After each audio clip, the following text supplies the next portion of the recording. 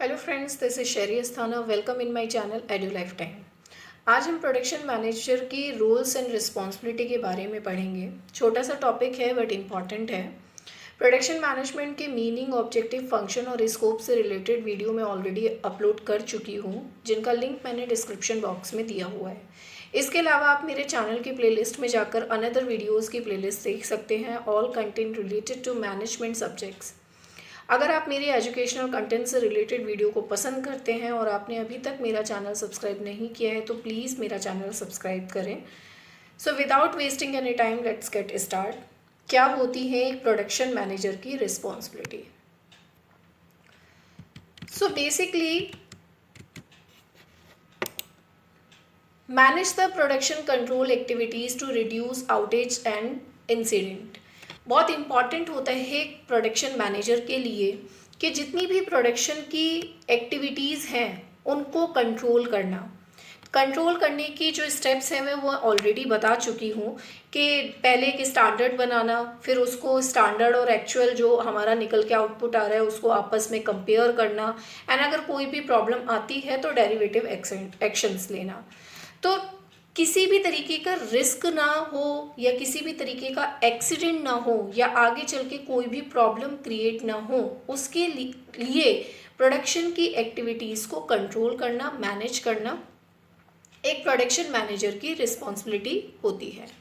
Next is manage product planning and scheduling for on time delivery. जो product है उसकी planning और उसकी शेड्यूलिंग करना, टाइम से डिलीवरी करने के लिए, ये सब कुछ मैनेज करना प्रोडक्शन मैनेजर का काम होता है। कि आपका जो प्रोडक्ट है उसकी प्रॉपर प्लानिंग करना, चाहे वो डिज़ाइनिंग से रिलेटेड हो, चाहे वो उसका पूरा प्रोसेस हो, प्रोडक्शन प्रोसेस हो, और साथ के साथ में लास्ट तक उसकी टाइमली डिलीवर करना टू कस्टमर। कैसे होगा, क्या होगा, ये पूरा का पूरा मैनेज करना प्रोडक्शन मैनेजर की रिस्पॉन्सिबिलिटी होती है। Next is recommend process improvement for high quality, cost effectiveness and excellent customer services. बहुत इंपॉर्टेंट होता है क्योंकि मैनेजमेंट इसी को ही बोलते हैं। आप कितने कम बजट के अंदर और कितना अच्छा काम कर रहे हो, ये बहुत इंपॉर्टेंट होता है एक प्रोडक्शन मैनेजर के लिए। तो कोई भी ऐसी रिकमेंडेशन जो आपके प्रोडक्ट की क्वालिटी को बढ़ा सकता है, आपकी कॉस्ट को कम कर सकता है, यानी कि आपका प्रोडक्ट कॉस्ट इफेक्टिवनेस हो, आपके लिए वो ज़्यादा पैसे में ना पड़ रहा हो और क्वालिटी भी अच्छी हो, और कस्टमर सर्विस को कितना एक्सीलेंट बना सकते हैं, क्योंकि आफ्टर डिलीवरी भी आपको क्लाइंट को बना के रखना है तो कस्टमर सर्विस भी बना के रखनी होगी। तो इन सब से रिलेटेड क्या क्या इम्प्रूवमेंट किए जा सकते हैं, प्रोसेस में क्या क्या इम्प्रूवमेंट किए जा सकते हैं, इन सब चीज़ों पे ध्यान देना और अपने प्रपोजल्स को रिकमेंड करना या उनको लागू करवाना, ये सब काम आपका प्रोडक्शन मैनेजर का होता है। Next is evaluate system performance and recommend improvement. जितना पूरा प्रोडक्शन प्रोसेस है उसके अंदर आपके वर्कर्स भी आ जाते हैं, उसके अंदर आपका पूरा मटेरियल आ जाता है, मशीन्स आ जाते हैं, ये सब मिलकर एक पूरे सिस्टम को क्रिएट करते हैं। और इन सब की परफॉर्मेंस को टाइमली इवैल्यूएशन करना, चाहे वो वर्कर हो, चाहे वो आपकी मशीनरी हो, चाहे वो आपका रॉ मटेरियल हो। आज रॉ मटेरियल अच्छा है, कल रॉ मटेरियल बेकार तो नहीं आ गया, ये सब चीज़ें देखना और उनमें क्या क्या इम्प्रूवमेंट्स आप आगे कर सकते हो ये रिकमेंड करना, ये सब प्रोडक्शन मैनेजर का काम होता है। परफॉर्मेंस चेक करना। नेक्स्ट है supervise team member in their assigned job duties.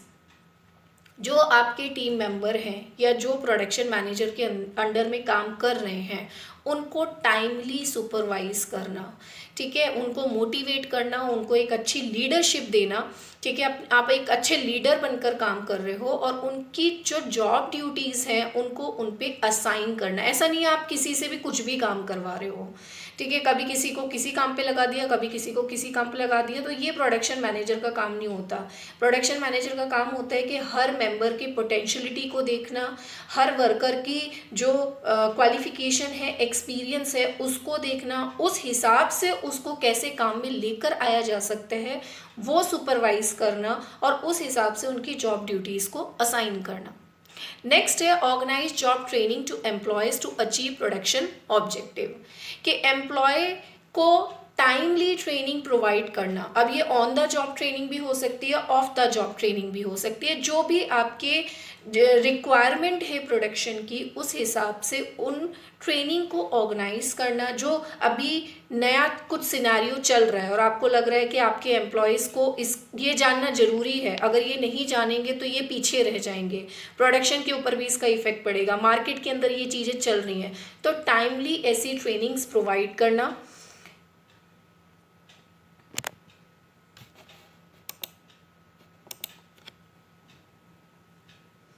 ये ट्रेनिंग प्रोवाइड करना अपनी प्रोडक्शन ऑब्जेक्टिव को अचीव करने के लिए। मार्केट बहुत ही ज़्यादा बदलता रहता है, कस्टमर की रिक्वायरमेंट बदलती रहती है, और जैसे जैसे चीज़ें बदलती रहती हैं वैसी वैसी एम्प्लॉय को सीखना पड़ता है कि कैसे हम इस चीज़ को मार्केट के हिसाब से कर सकें, अपने प्रोडक्शन को मार्केट के हिसाब से ला सकें, और उसके लिए उनको ट्रेनिंग की ज़रूरत होती है।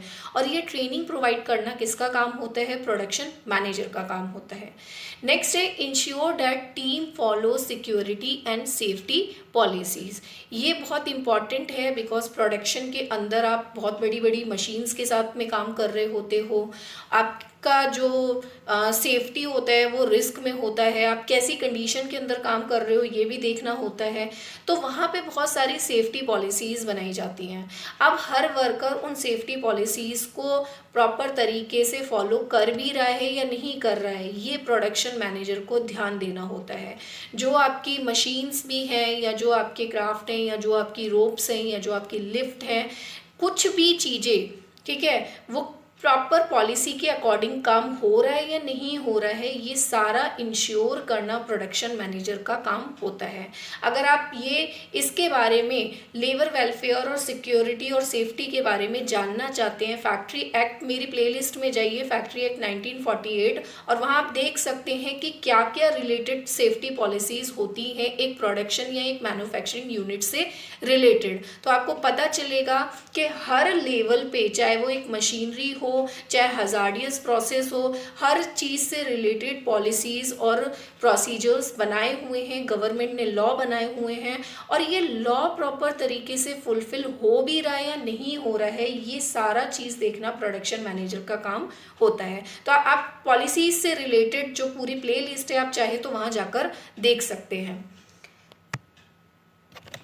नेक्स्ट है हमारा review the job order with customers and production team to determine pricing and schedules. अब जो हमारे कस्टमर से हमको जॉब ऑर्डर्स मिल रहे हैं उनको प्रॉपर रिव्यू करना और डिटरमाइन करना कि प्रोडक्शन टीम के साथ में ये देखना कि इनकी क्या क्या प्राइसिंग हो सकती है, हम कितने टाइम पे इनको डिलीवरी शेड्यूल कर सकते हैं। अब एक ऑर्गेनाइजेशन के अंदर मल्टीपल क्लाइंट होते हैं और जहाँ पर प्रोडक्ट हमारा कस्टमाइज होता है वहाँ पर हमें बहुत ध्यान देना होता है। एक कस्टमर की नीड कुछ और है, एक कस्टमर की नीड कुछ और है, तो ये चीज़ें देखना कि जहाँ पे हम प्रोडक्ट को कस्टमाइज करके बना रहे हैं, सिमिलर प्रोडक्ट नहीं है, कस्टमाइज प्रोडक्ट है, तो वहाँ पे हमें प्रॉपर देखना होता है कि रॉ मटेरियल कैसा लगेगा, कितनी प्राइसिंग में बन सकता है, कितने टाइम में हम इसको डिलीवरी शेड्यूल कर सकते हैं। तो ये सारी चीज़ें डिटरमाइन करना प्रोडक्शन टीम के साथ में, ये सब काम हमारा प्रोडक्शन मैनेजर का होता है। नेक्स्ट है monitor execution of the job orders and adjust job schedule to meet the deadlines. जो आपने जॉब ऑर्डर्स लिए हैं उनके एग्जीक्यूशन के वो कितने लेवल पे काम कर रहे हैं ये टाइमली मॉनिटर करना, और क्या वो डेडलाइन से आपका जो शेड्यूल है वो मिल रहा है या नहीं मिल रहा है। आज जो आपने आज के लिए प्लानिंग की थी कि आपके डेडलाइन तक वो काम हो जाएगा या नहीं हो जाएगा, ये सारी चीज़ें प्रोडक्शन मैनेजर की रिस्पॉन्सिबिलिटी होती है। Next is communicate the status of job order to customer on regular basis. Customer से जो हमको ऑर्डर्स मिले हैं उसका स्टेटस बताने के लिए या उसका स्टेटस डिफाइन करने के लिए रेगुलर बेसिस पे कस्टमर के साथ कम्युनिकेशन करना। कभी कभी होते हैं कस्टमर बीच बीच में जो है उसकी जो नीड है वो उसमें कुछ और चेंज करवाना चाहता हो, या कस्टमर को जो कहना चाहता है या कस्टमर उसको जो चाहता है आप उसको जो बता रहे हो कि इतना काम हो गया है या जैसे भी है पेमेंट से रिलेटेड, ये सारे कम्युनिकेशन जो है वो रेगुलर बेसिस पे कस्टमर के साथ करना है। ऐसा नहीं है कि आज आपको एक प्रोडक्शन मैनेजर को एक ऑर्डर मिल गया, अब वो जब तक उसकी डेडलाइन नहीं आ जाती है, जब तक उसकी डिलीवरी नहीं आ जाती, तब तक वो कस्टमर से बात नहीं करेगा। ऐसा नहीं करना है। प्रोडक्शन मैनेजर को ये रिस्पॉन्सिबिलिटी होती है कि पूरे जॉब ऑर्डर की टाइमली स्टेटस जो है वो कम्युनिकेट करना कस्टमर के साथ। नेक्स्ट है attend daily meeting to prioritise and plan production activities to maintain on time delivery. बहुत इंपॉर्टेंट होता है। प्रोडक्शन यूनिट जो होती है या प्रोडक्शन प्लान जो होता है वो लॉन्ग टर्म प्लान के ऊपर काम करता है, बट लॉन्ग टर्म प्लान को अगर आपको कंप्लीट करना है तो आपको छोटे छोटे लेवल पे प्लान बनाने होते हैं। डेली लेवल पे भी प्लानिंग करनी होती है, वीकली लेवल पे भी प्लानिंग करनी होती है, मंथली लेवल पे भी प्लानिंग करनी होती है। तो डेली बेसिस पे आप मीटिंग करेंगे प्रोडक्शन मैनेजर। ऐसा नहीं है कि आज आपने एक प्लान किया 6 महीने तक के लिए आपका कोई प्रोडक्शन यूनिट का प्रोडक्शन चलना है और उसके बाद में आप 3 महीने 4 महीने के बाद में जाकर देख रहे हो या लोगों से रिव्यू मांग रहे हो कि हाँ बताओ भाई क्या चल रहा है क्या नहीं चल रहा है। ये नहीं करना है। अगर आपको टाइमली डिलीवर करना है अपना प्रोडक्ट तो आपको डेली बेसिस पे मीटिंग करनी होगी अपने वर्कर्स के साथ, अपने टीम मेंबर्स के साथ। उससे क्या होगा, टीम मेंबर्स किन किन परेशानियों को झेल रहे हैं या प्रोडक्शन यूनिट में क्या क्या प्रॉब्लम क्रिएट हो रही है, या हो सकता है किसी टीम मेंबर के पास में और भी अच्छा आइडिया हो आगे के लिए। ठीक है, डेली बेसिस पे वो किस तरीके से जो है प्लानिंग और अच्छी तरीके से कर सकते हैं। तो जब हम डेली बेसिस पे मीटिंग करते हैं तो वहाँ पर हमारे लिए प्रोडक्शन को या जो प्लानिंग है उसको स्मूथली रन करना बहुत इजी हो जाता है, क्योंकि डे टू डे एक्टिविटी आपकी तुरंत के तुरंत प्लान हो जाती है कि आज हमको ये चीज़ करनी है। तो उससे क्या है कि टाइमली डिलीवरी जो है वो बहुत ही अच्छी तरीके से शेड्यूल हो जाता है। नेक्स्ट है determine equipments material and staff needs to meet production schedule. अब जो आपके पास इक्विपमेंट है प्रोडक्शन के अंदर, जो इक्विपमेंट के अंदर मशीनरी आ गई, उसके बाद मटेरियल जो रॉ मटेरियल है या फिनिश्ड गुड है, या जो आपका वर्कर है स्टाफ है उनकी नीड को देखना। यहाँ पे प्रोडक्शन मैनेजर जो है वो एक तरीके से जो फिजिकल वेलफेयर है, ठीक है, जो हमारे पास फिजिकल रिसोर्सेज हैं और जो हमारे लेबर है, जो हमारा ह्यूमन रिसोर्सेज है, उन सब की नीड को टाइमली डिटरमाइन करना। ठीक है, कि लेबर को टाइमली क्या क्या ज़रूरत है, उनको उनकी ज़रूरत पूरी हो भी रही है प्रोडक्शन शेड्यूल के हिसाब से या नहीं हो रही है, मशीनरी को कब कब जो है मेंटेनेंस की ज़रूरत है, मटेरियल का शेड्यूल क्या क्या है, ये सारी चीज़ें डिटरमाइन करना ताकि हम अपने प्रोडक्शन के शेड्यूल को प्रॉपर कर सकें। And last is perform inventory management for timely delivery and for minimising transportation charges. कि इन्वेंट्री मैनेजमेंट को बहुत अच्छी तरीके से परफॉर्म करना टाइम से डिलीवर करने के लिए, और कोशिश करना कि आपका जो ट्रांसपोर्टेशन चार्ज है यानी कि जो कस्टमर तक आप डिलीवरी कर रहे हो वो ट्रांसपोर्टेशन चार्ज बहुत मिनिमाइज हो, ताकि आपकी जो प्रोडक्ट की कॉस्टिंग है वो बहुत कम हो जाए। ऐसा नहीं है प्रोडक्ट तो बना 4 रुपये में और उसके डिलीवरी करने में आपने 6 रुपये लगा दिए, तो ये कॉस्ट इफेक्टिव नहीं होगा। तो इस तरीके की प्लानिंग करना कि ट्रांसपोर्टेशन चार्ज बहुत मिनिमाइज हो जाए। अब ये कैसे करना है ये सिचुएशन के ऊपर डिपेंड करता है। सो यहाँ पे हमारे roles and responsibility of production management manager finish होता है। आई होप आपको ये वीडियो मेरा इन्फॉर्मेटिव लगा होगा। अगर इन्फॉर्मेटिव लगा है तो प्लीज़ मेरे चैनल को सब्सक्राइब करिए। So thank you so much, keep watching and keep learning with edu life time. Thank you so much.